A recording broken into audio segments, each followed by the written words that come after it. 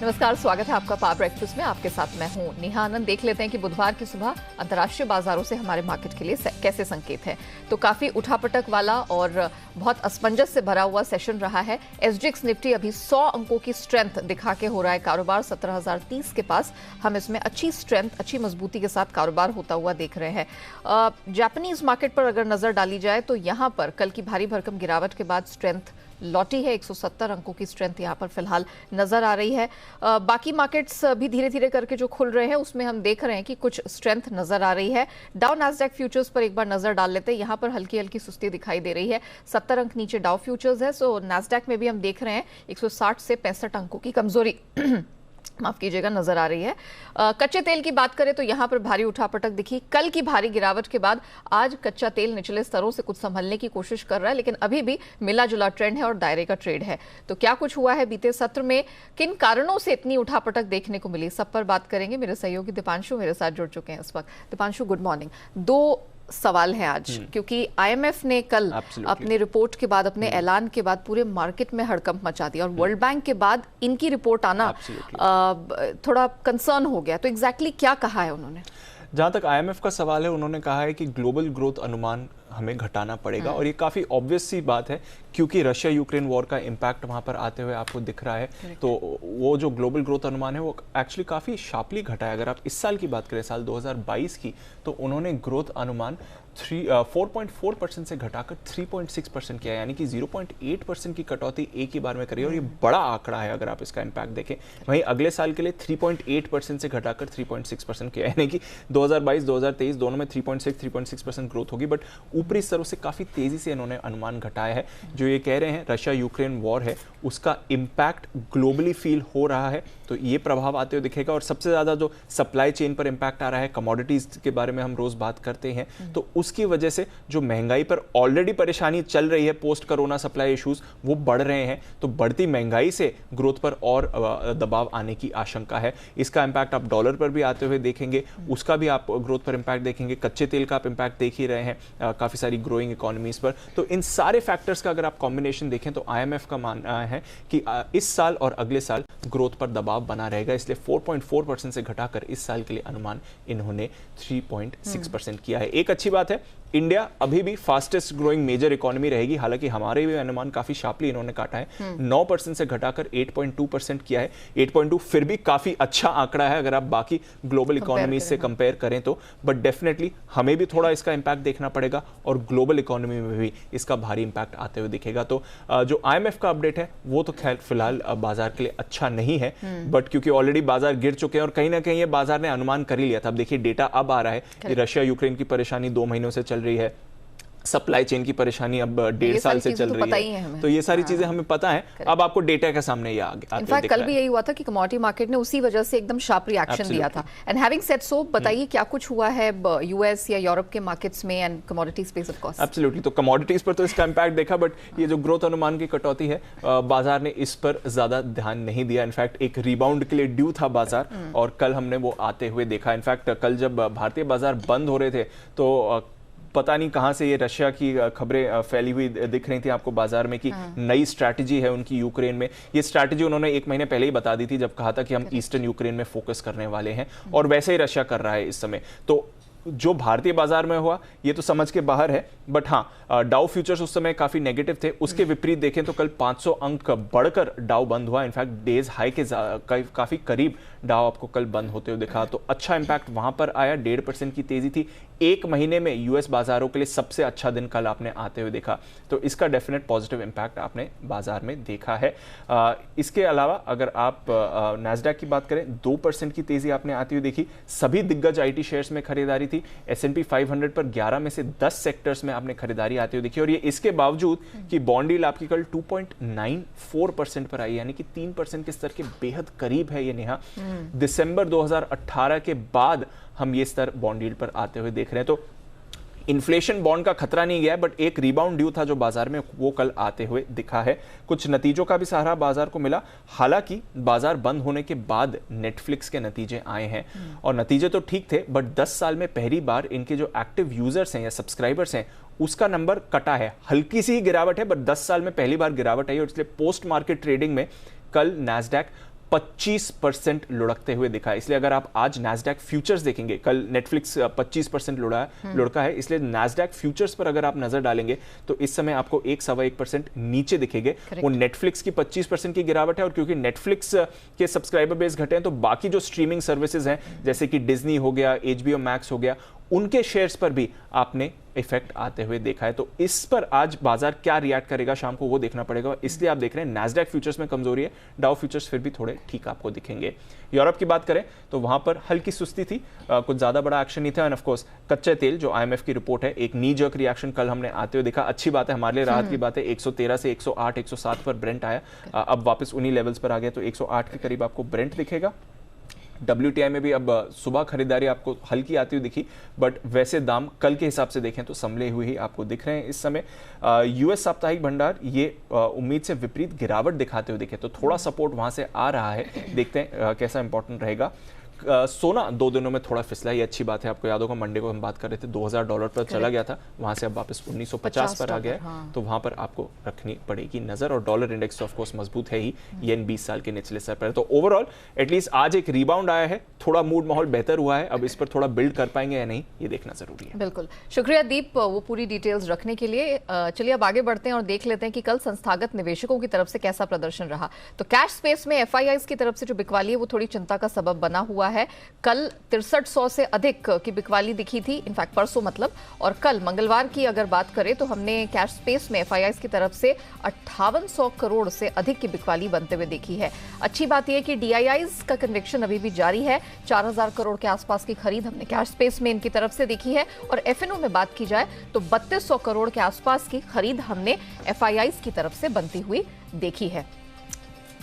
चलिए अब देख लेते हैं कि आज मार्केट में मूड माहौल कैसा रहेगा, खबरों के दम पर किन स्टॉक्स में एक्शन रहेगा। ऑफ कोर्स Q4 के अर्निंग्स रिपोर्ट तो जारी है ही, जिस पर हम अपडेट्स आपके लिए लेकर लगातार आ रहे हैं। तो स्टॉक्स एंड न्यूज की पूरी लिस्ट लेकर मेरे सहयोगी अरमान इस वक्त मेरे साथ जुड़ चुके हैं स्टूडियोज में। अरमान, गुड मॉर्निंग। जरा बताइए कल बाजार बंद होने के बाद कौन कौन सी कंपनीज ने नंबर्स पेश किए हैं, कैसे रहे हैं, और आज खबरों के दम पर कहाँ कहाँ एक्शन रहेगा? बिल्कुल, सबसे पहले अगर जैसे मैं ट्रिगर्स में बात करूं तो आज वैसे भी आज कैश में बहुत सारे नतीजे हैं, जिसमें एंजल वन है, ICICI सिक्योरिटीज़ है, टाटा एलेक्सी है, रिलायंस इंडस्ट्रियल इंफ्रा है, ग्लेनमार्क है, ICICI सिक्योरिटीज़ है, और एक प्राइस बैंड रिवीजन जो इंपॉर्टेंट में है उसमें 20% to 10% हुआ है, जिसमें सनफ्लैग आयरन एंड स्टील और स्वान एनर्जी है।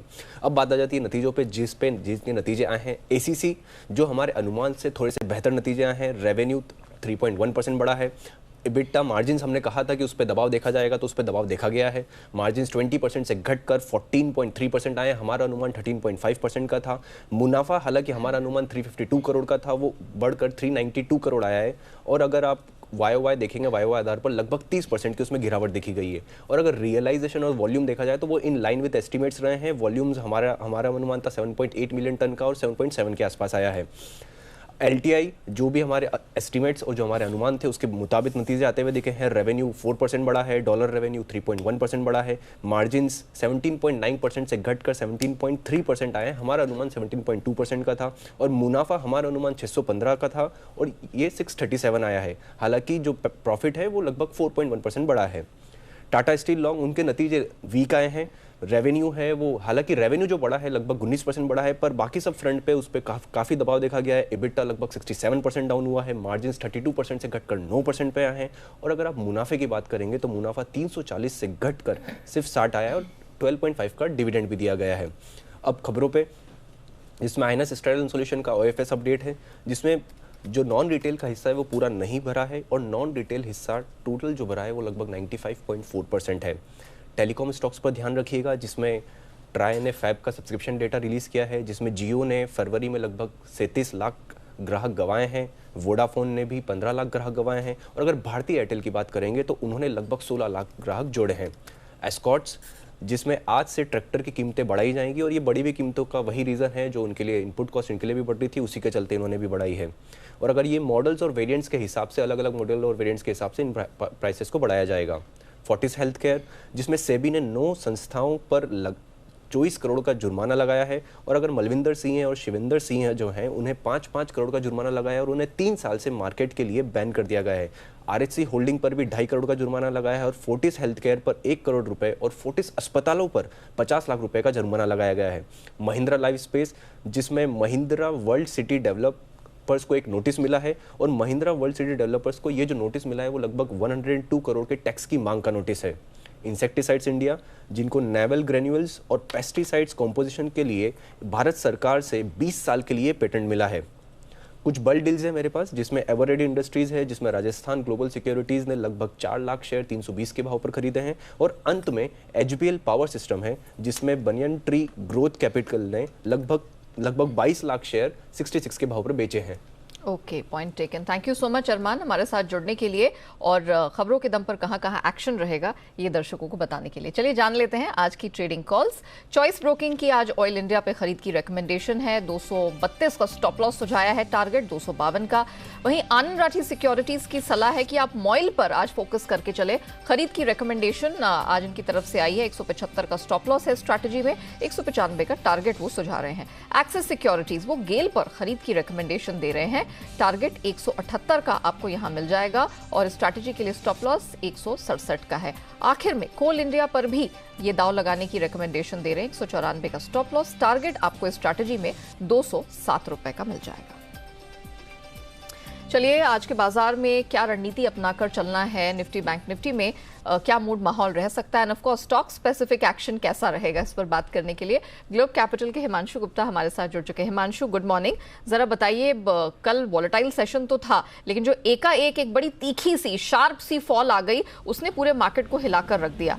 आज निफ्टी बैंक निफ्टी क्या रेंज होगी, कैसे कमाई होगी? Good morning to you Neha. देखिए, क्लियरली कल जो बाजार में आखिरी 1 घंटे में सेल ऑफ देखने को मिला, वो क्लियर कट एक केस था जहां पर एक हैवी लॉन्ग अनवाइंडिंग देखने को मिली और साथ साथ शॉर्ट बिल्डअप भी होते हुए नजर आए। जहां एक तरफ निफ्टी 17,200 250 के हायर एंड पर था, एकाएक हमने देखा कि 17,000 के भी नीचे इंट्राडे में इंडेक्स फिसला। और एक इम्पॉर्टेंट बात यह है कि 17,000 का पुट जहां पर सबसे बड़ा ओआई था, वहां पर एक अनवाइंडिंग होते हुए नजर आई। तो नेहा, मेरे को ऐसा लगता है कि आज के सेशन में भी और इस वीकली एक्सपायरी में थोड़ा सा दबाव बाजार पर बना रह सकता है।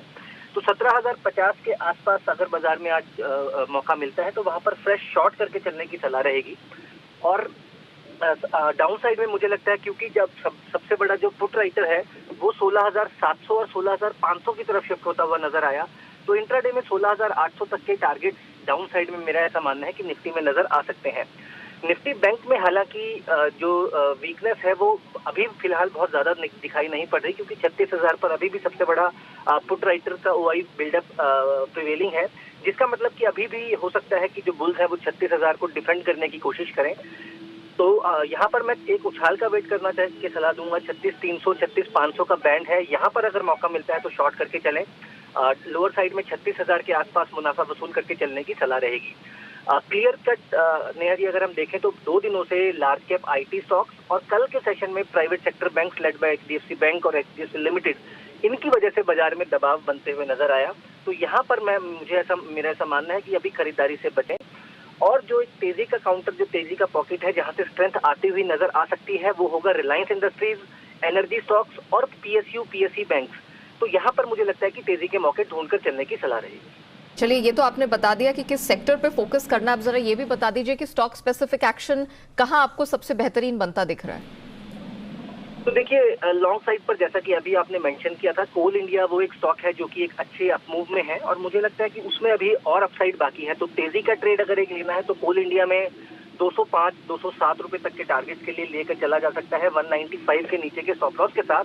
और शॉर्ट साइड में एक और ट्रेड है जो कि मिड कैप आईटी स्पेस से बिरला सॉफ्ट में है।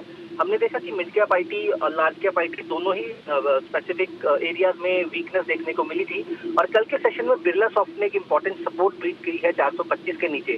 तो मुझे लगता है कि यहाँ पर जो बिकवाली है, जो वीकनेस है, वो और परसिस्ट कर सकती है। बिरला सॉफ्ट में बिकवाली करके चलने की सलाह रहेगी। 428 का स्टॉप लॉस मेंटेन करेंगे और मुझे लगता है कि यहाँ पर 410 और 400 रुपए तक के टारगेट लोअर साइड में आते हुए नजर आ सकते हैं। Point taken Himanshu, thank you so much हमारे साथ जुड़ने के लिए, बताने के लिए कि आज निफ्टी बैंक निफ्टी में कैसा मूड माहौल रहेगा, एंड ऑफ कोर्स ये भी बताने के लिए कि कौन से सेक्टर्स, कौन से स्टॉक्स में हमें फोकस करके चलना है जहां पैसे लगा के हो सकती है अच्छी कमाई। अब वक्त है कमोडिटी बाजार की रणनीति समझने का, और इस पर बात करने के लिए हमारे साथ अन्य राठी कमोडिटीज के जिगर त्रिवेदी जुड़ चुके हैं। जिगर, गुड मॉर्निंग। जिगर, कल तो हमने देखा बहुत भारी उठापटक आ गई मार्केट में जैसे ही IMF ने अपनी रिपोर्ट जारी की। ऑफ कोर्स अब हम देख रहे हैं कि रिस्पेक्टिव कमोडिटीज अपने अपने फंडामेंटल्स के हिसाब से संभल रही हैं। एनर्जी स्पेस में बात करते हैं क्योंकि यहां पर बड़ा क्रैक हमने बनते हुए देखा। क्या किया जाए? इन लेवल से खरीदारी के मौके हैं या stay away? Good morning Neha. मुझे लग रहा है कि कल के सेशन में हमने जो 5.5-6% का जो फॉल देखा था क्रूड ऑयल में, I am speaking about may contract, I think मुझे लग रहा है ये फॉल थोड़ा और यहाँ पे एक्सटेंड हो सकता है।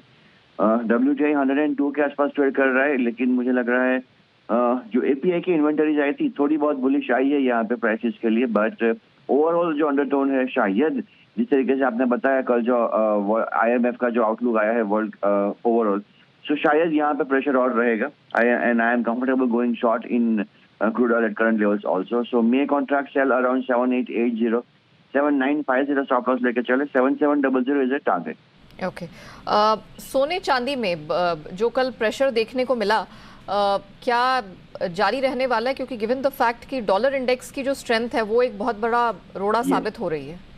Yes, correct. Dollar index is trading around 101, so it's really very bullish. कल के सेशन में जो यूएस के इकोनॉमिक नंबर्स भी आए थे, काफी बेहतर नंबर आए थे। It was way about the expectations. And see gold and silver में पिछले 10 दिनों से हमने देखा था लगातार रैली हो रही थी, तो एक टेक्निकल करेक्शन भी ड्यू था, तो जो हमने कल के सेशन में देख लिया। I think gold June contract 52,800 के आसपास मिले, one should go short.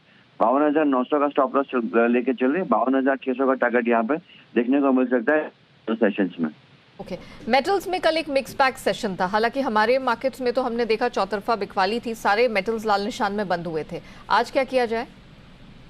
Metals में अगर कॉपर और एल्यूमिनियम की मैं बात करूं तो it was initially positive, trading in a positive territory. Aluminium की इन्वेंटरी 17 साल के लोएस्ट लेवल पे है। कॉपर में पेरू में जो माइन है वहां पे शायद लास्ट मोम्बास की जो माइन है वहां पे प्रोडक्शन कट की बातें हो रही है because of the safety concerns, but फिर भी जो डॉलर इंडेक्स रैली कर रहा है, थोड़ा बहुत प्रेशर यहाँ देखने को मिल रहा है।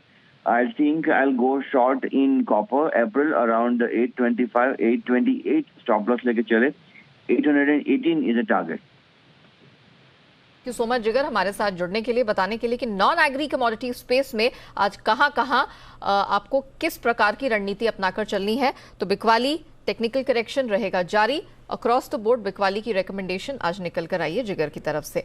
चलिए इसी के साथ पावर ब्रेकफास्ट को यहीं रैप अप करते हैं।